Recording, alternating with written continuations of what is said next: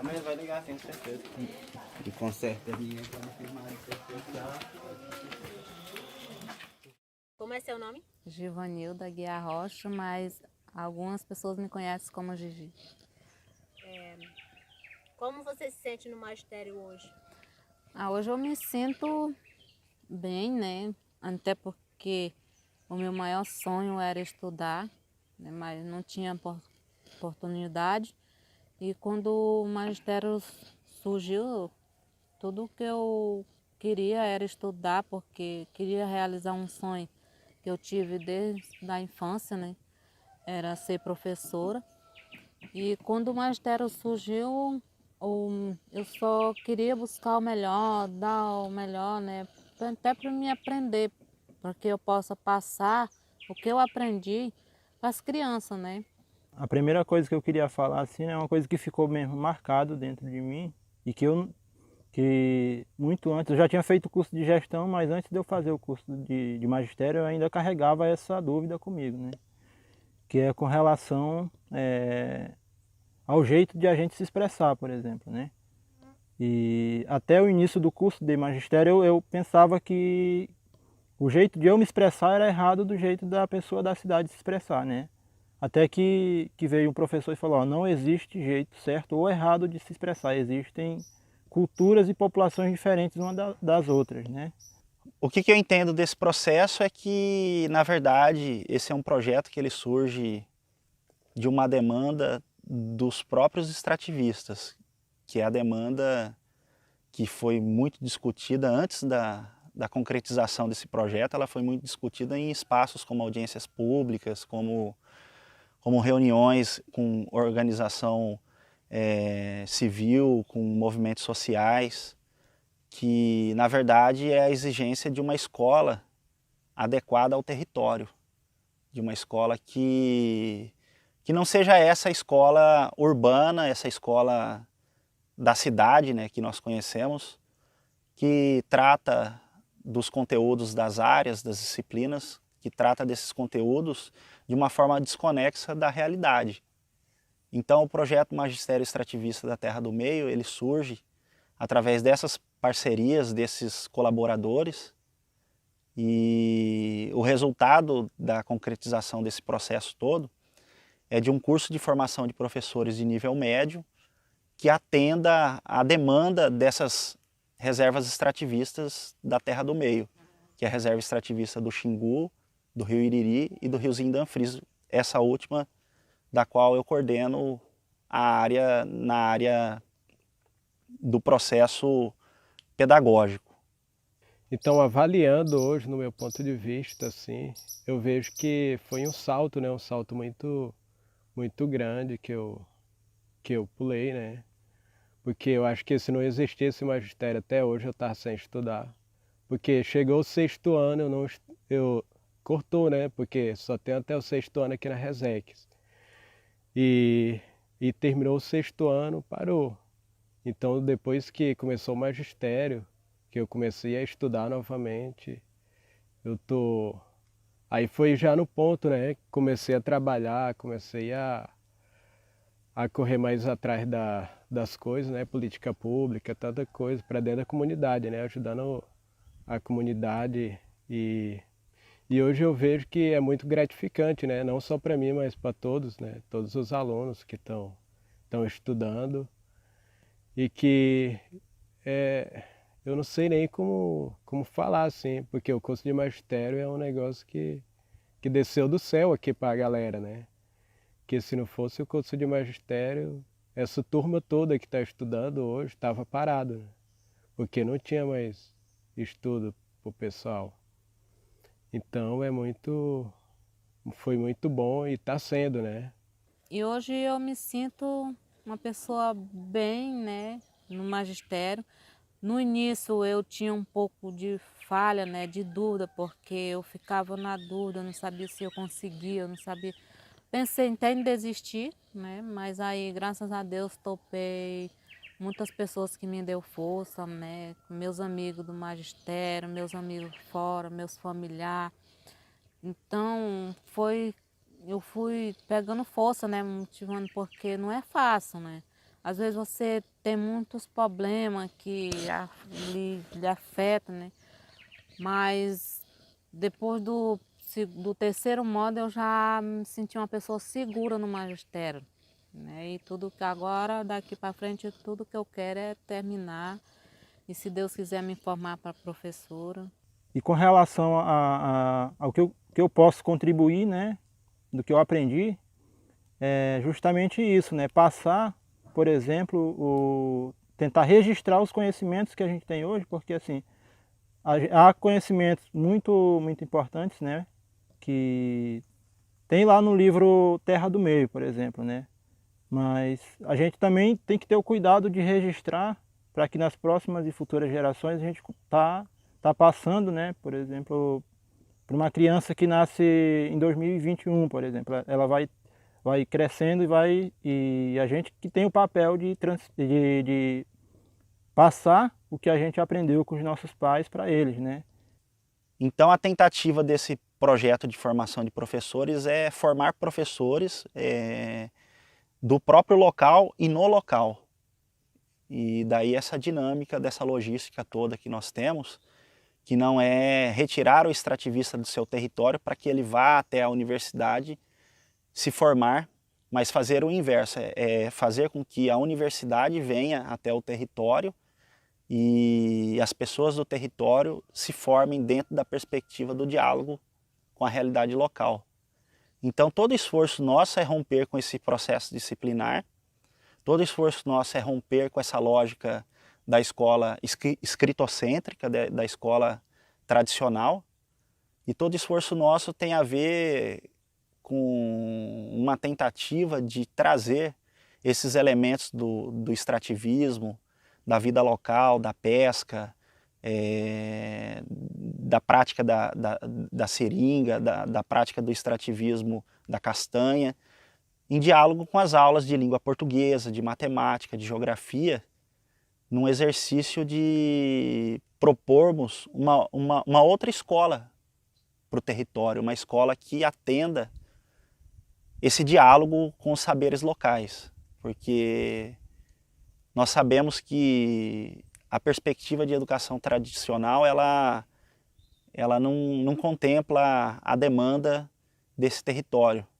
Haja vista que existem muitos saberes aqui nesse território que podem ser aproveitados dentro de sala de aula e se tornarem conteúdos a serem trabalhados e práticas a serem trabalhadas de uma forma mais lúdica, mais dinâmica e mais adequada à realidade local.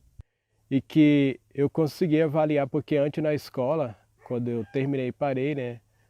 Aí comecei a estudar aqui na Reseg Riozinho do Anfrisa. E os professores traziam conteúdo tal da cidade, e aquilo era muito difícil, né, para os alunos pegar. Eu comecei a estudar, mas eu percebi que eu estava tendo uma grande dificuldade, reprovei, cheguei a reprovar, por causa que era outra realidade que eu estava vendo e que eu estava vivenciando outra coisa, que era Reseg, né? É muito bom conhecer a realidade de vocês, que em certos pontos se aproxima da minha realidade, de quando eu estudava ensino fundamental. É totalmente diferente de quando eu estudava o ensino médio, né? Porque eu estudei o ensino médio de uma maneira bem urbanocêntrica, um estudo bem urbanocêntrico. E aí, de vários alunos que tinham na sala, eram poucos que conseguiam pegar bem os conteúdos. E depois do curso de magistério, foi mais fácil porque todos os conteúdos trabalhados foi aqui da realidade da Reseg, né? Por exemplo, matemática. O professor de matemática pegava castanha, pegava o peixe, para a gente trabalhar com os assuntos. Geografia, trabalhando aqui dentro mesmo da Reseg, então isso facilita bastante, né? Facilita porque é uma realidade que os alunos já vivenciam aqui, então é muito fácil pegar facilmente do que aquele conteúdo que vem da cidade pronto já, né? A gente sempre aprende muito vindo para cá, para as Resegs, estando com os alunos, né? tendo essa vivência do dia a dia deles. E isso contribui muito para o aprendizado tanto do professor quanto do aluno. E a gente procura sempre estar contemplando dentro da disciplina que a gente ministra esse dia a dia que eles vivem, né? A cultura deles, essa questão da extração de materiais da floresta para poder sobreviver e contribuir com a disciplina de matemática no dia a dia deles é sempre muito gratificante. Fazer esse feedback, né, com a disciplina formal e a etnomatemática. Dentro da língua portuguesa, mas nas demais disciplinas que vocês estudam, eu vejo como que eu aprendo também aqui junto com vocês. Ao mesmo tempo que vocês estão aprendendo sociologia, filosofia, matemática, física, química, eu também estou aprendendo, porque é um estudo assim que tem uma certa proximidade com a minha realidade também. Porque lá tinha a questão da castanha, né? Tinha o peixe, a seringa já é uma realidade nossa, que já foi uma realidade nossa, mas que hoje não é mais, mas a gente tem essas histórias. E aí, partindo dessa educação, desses conceitos, porque a gente vê os conceitos a partir da prática aqui nessas aulas na Resex, né? A gente estuda o conceito a partir da prática. E isso é muito, muito mais fácil de assimilar esses conceitos. Então, recentemente nós tivemos uma audiência pública promovida pelo Ministério Público Federal. A Universidade Federal do Pará participou como colaboradora. Foram convocados os moradores e os professores que trabalham na Terra do Meio. E lá estivemos reunidos durante 3 dias, não só das reservas extrativistas, também como das reservas indígenas. E o que foi a proposta dessa audiência pública? Dialogar exatamente a questão da educação diferenciada na região da Terra do Meio. E a educação diferenciada na região da Terra do Meio implica em uma discussão já antiga, uma discussão anterior ao projeto Magistério Extrativista, que tem a ver com a adequação dessas escolas à realidade local.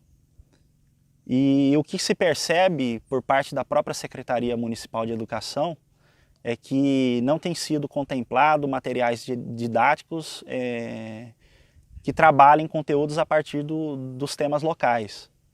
Então essa audiência ela serviu para ampliar esse debate, para aprofundar esse debate e para fazer uma carta, uma agenda de trabalho e uma carta de compromisso por parte dos agentes do Estado, em especial a Secretaria Municipal de Educação, a CEMED de Altamira.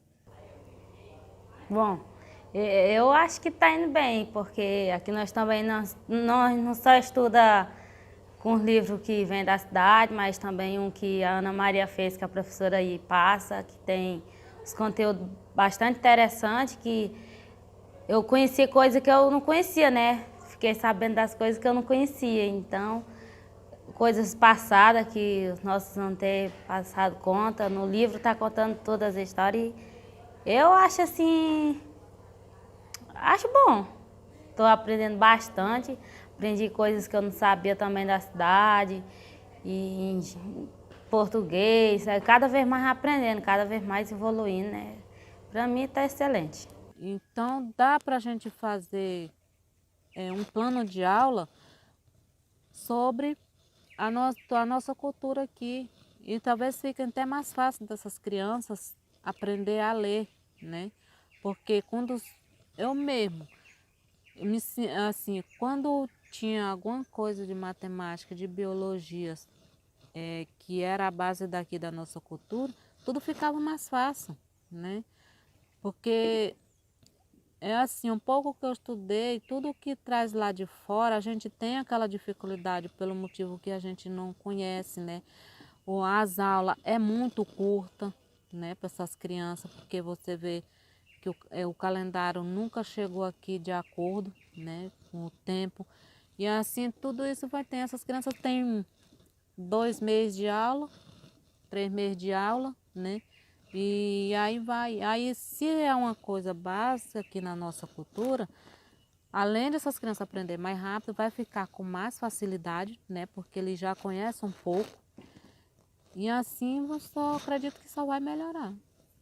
Queria, se eu passar, quero ser um professor de língua portuguesa.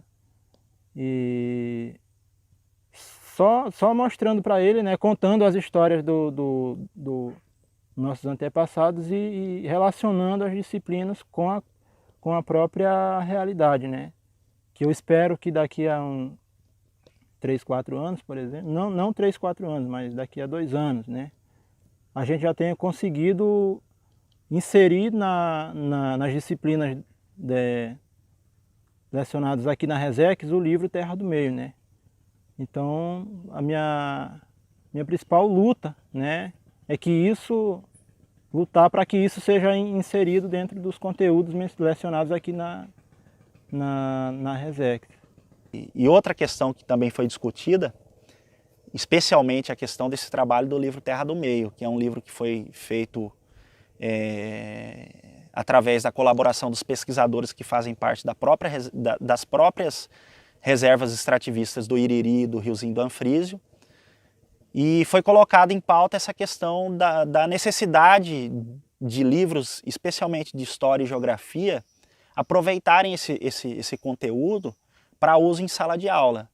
Porque o livro Terra do Meio, ele parte do princípio de que aqui nesse local existe história, aqui nesse local existe geografia, e aqui nesse local existem os interlocutores desses saberes e os produtores desses saberes.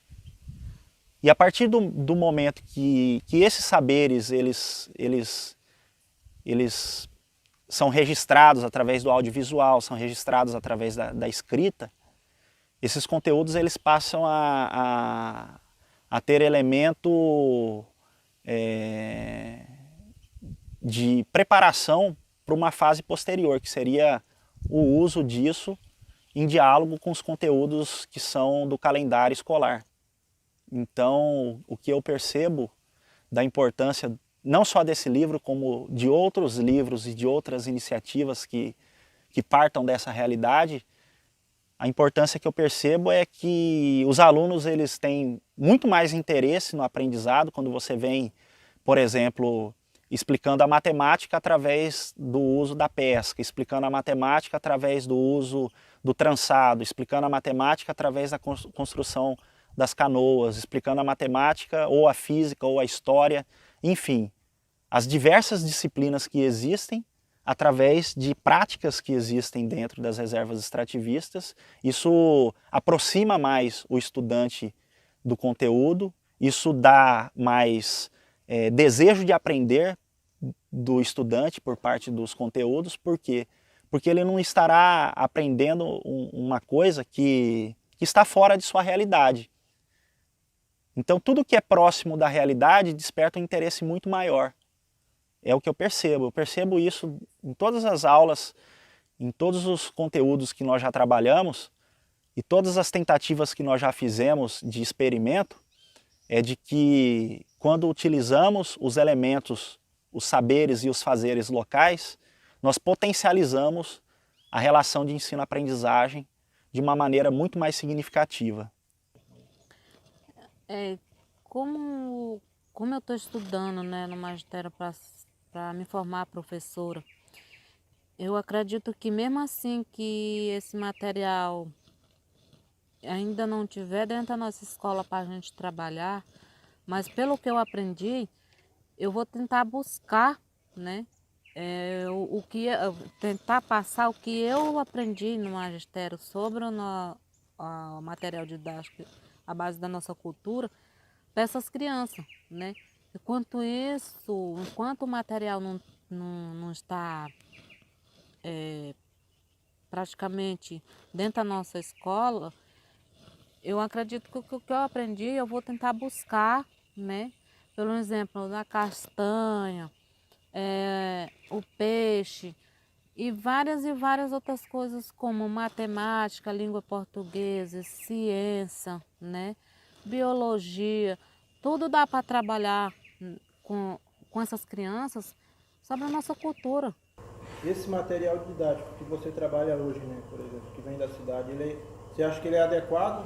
Você acha que está bom assim ou precisa melhorar alguma coisa, né, no sentido de aproximar um pouco do que é vivido aqui pelos alunos? Você acha que está bom? Não, eles são bons, mas precisa realmente ser incluído mais algumas coisas que tratem dos costumes locais, né? Precisa, realmente. Porque os que vêm de lá não tem, né? E, como eu falei, só tem esse da Ana Maria aqui, que trata da cultura local, né? Dos costumes locais, né? Conta as histórias, né? Dos mais antigos. E tem outra pergunta, né? Você já falou que conhece o livro Terra do Meio e que trabalha, né? E em quais disciplinas você acha que esse livro pode ser trabalhado, né? Não só nas suas, por exemplo, mas no geral. Em quais disciplinas você acha que dá para ser trabalhado com o livro Terra do Meio? A disciplina que eu ministro dá para trabalhar a língua portuguesa e artes, né? Mas história, geografia, matemática, eu acredito que todas as disciplinas, tirando o inglês, né? Podem ser, o livro pode ser utilizado, sim, para trabalhar essas disciplinas. Bom, que eu vejo assim que dá para trabalhar na língua portuguesa relacionado às culturas locais, né? Primeiro, que a língua portuguesa ela não é isolada das outras disciplinas, né? Utiliza-se a língua portuguesa tanto para estudar história, para estudar geografia, para estudar matemática. E eu vejo assim que é muito difícil ensinar a língua portuguesa quando está desconectada da realidade dos alunos. Uma das formas de trabalhar a língua portuguesa a partir da realidade seria, por exemplo, os gêneros textuais, como é o caso dos contos, das histórias, das lendas, dos mitos, e mesmo construir textos dissertativos a partir disso. E aí, dessa forma, fica bem mais fácil, tanto para a compreensão dos alunos, quanto para depois conseguir se escrever um texto, ou fazer uma argumentação, enfim. E aí fica mais fácil para a aprendizagem, né? E também para conseguir compreender o que aquele texto ou o que aquele conteúdo quer transmitir. A mesma coisa com a merenda escolar, já é uma demanda antiga que os moradores da reserva extrativista, eles querem uma merenda escolar que tenha referência do seu próprio alimento, ou seja, menos enlatados, que hoje é o caso que a secretaria envia para as escolas, muitos enlatados, muitos produtos artificiais.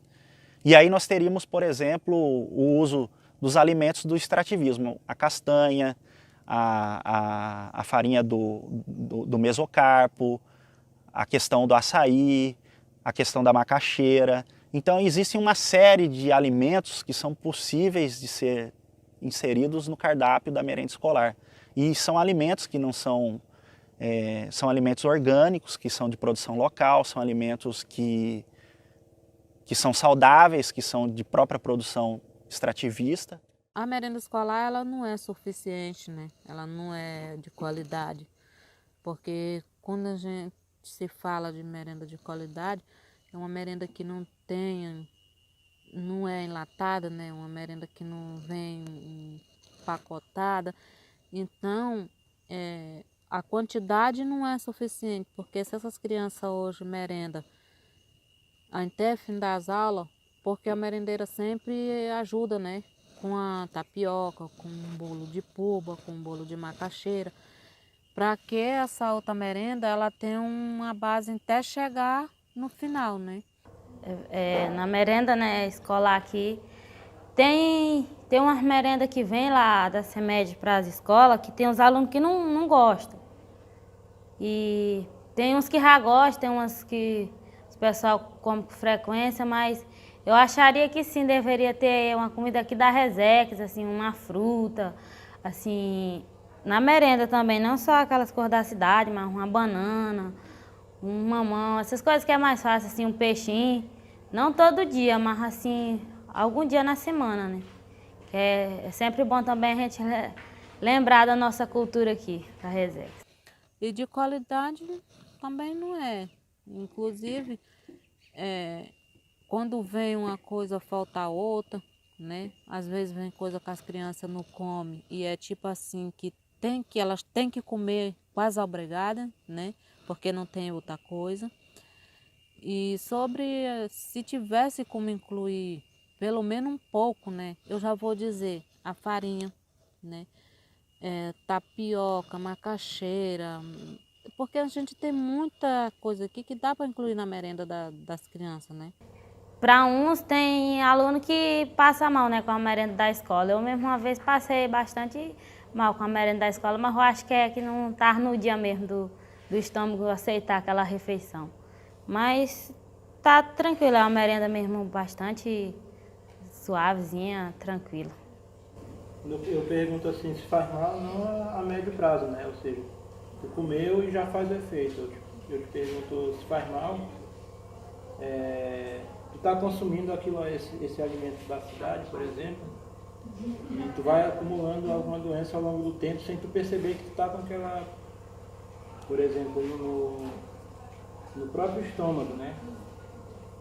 Tem a doença da gastrite, e isso é causado por alguns alimentos, né, e a má alimentação também, por alguns alimentos que vêm da cidade, né, por exemplo, óleo, essas coisas.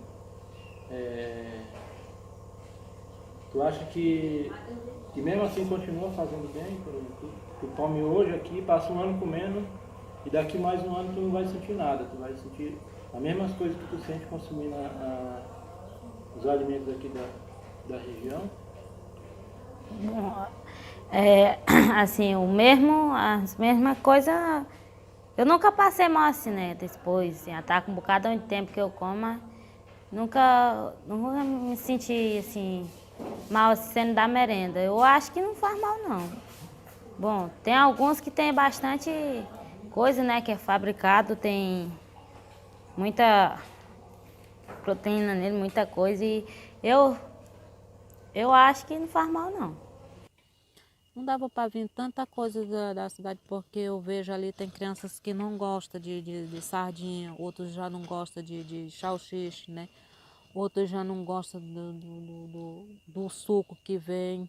Muitas crianças tomam, não se sentem bem. Aí às vezes a pessoa fala, não, mas tem que tomar. É assim, tem que tomar, tem. Só que é difícil a gente comer uma coisa que a gente não gosta, né? Então eu acho assim que uma questão da merenda é outra coisa que deveria mudar totalmente, né? Mas aí só o pessoal pode saber. O meu recado que eu deixo para os alunos, não só para os meus colegas, mas como para todos, que não estude com esse livro só na escola, mas também em casa, assim na hora que não estiver fazendo um trabalho, estiver descansando, pegue um livro, lê. Ele é bastante interessante, tem uns conteúdos bastante interessantes, umas histórias, e que todos, assim, não vou dizer que é obrigação, e todos têm que ler, mas assim, é bom as pessoas se interessarem, né, pelo esse livro e dar uma lida nele. No início eu tinha um pouco de falha, né, de dúvida, porque eu ficava na dúvida, não sabia se eu conseguia, eu não sabia. Pensei até em desistir, né, mas aí, graças a Deus, topei. Muitas pessoas que me deu força, né, meus amigos do magistério, meus amigos fora, meus familiares. Então, eu fui pegando força, né, motivando, porque não é fácil, né. Às vezes você tem muitos problemas que lhe afetam, né?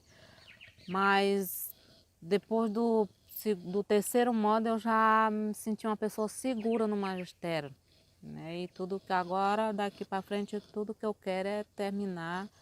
E se Deus quiser me formar para professora. Esse é um conhecimento que só aqui eu poderia ter, né?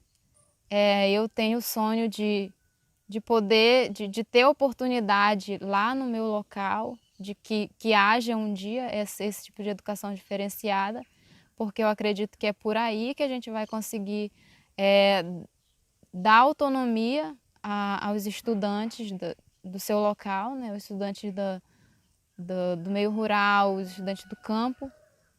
E para mim começa tudo daí, partindo da realidade, estudar, conhecer a teoria a partir da nossa realidade. A questão do método filosófico, a questão da palavra método, de onde ela se origina, e de que o extrativista também tem método. O extrativista ele também tem uma metodologia de trabalho. E por que não dialogar com esse conceito que já é da prática dele, trazendo para o campo da filosofia? Por que não dialogar dessa prática da coleta da castanha com a questão da matemática? Por que não falar de borracha e falar de história mundial? Como, por exemplo, não existe nada no mundo hoje que aconteça que não haja a presença da borracha. Então, temos aí as fases da história e temos aí a vida do ribeirinho, a vida do extrativista que está mergulhada nesse universo histórico dos ciclos da borracha. Então, aqui não existe nenhum aluno da turma que não tenha ouvido uma história do ciclo da borracha. E o que é melhor, a história dos seus pais, a história dos seus avós está relacionada a esses ciclos que fazem parte da história mundial, que fazem parte da história do Brasil, que fazem parte da história do Pará. Então, a história, a geografia, a física, a matemática, a biologia, não é mesmo? Então, temos aí muitos exemplos de muitas práticas que utilizamos dentro de sala de aula e que são muito mais significativas que esses conteúdos que, por vezes, são criados por pessoas que sequer conheceram esse território e sequer dialogam com esse território. Uma outra coisa assim que eu já havia reconhecido isso, mas que através do magistério também eu pude reforçar, né? É que não existe ninguém cego, por exemplo, né? Muitas vezes as pessoas que não sabem ler falam assim, não, eu sou cego porque eu não sei ler. Tu já sabe. Não, não tem isso, né? A diferença é que eu tenho o conhecimento das letras, mas eu posso ter o conhecimento das letras, só que eu não tenho conhecimento do mundo, de vivenciar, né? O que uma pessoa de 50 anos vivenciou, né, por exemplo. E eu acho que esse meu conhecimento, ele contempla o conhecimento da pessoa que viveu e que não sabe ler os livros, né? E o conhecimento dela contribui muito mais ainda para o meu conhecimento, né? Porque assim, sem o conhecimento das pessoas, né? As histórias que as pessoas carregam, acho que não haveria escrita no mundo, né? Então, eu acho que, não sei se eu respondi a pergunta, né? Mas é isso.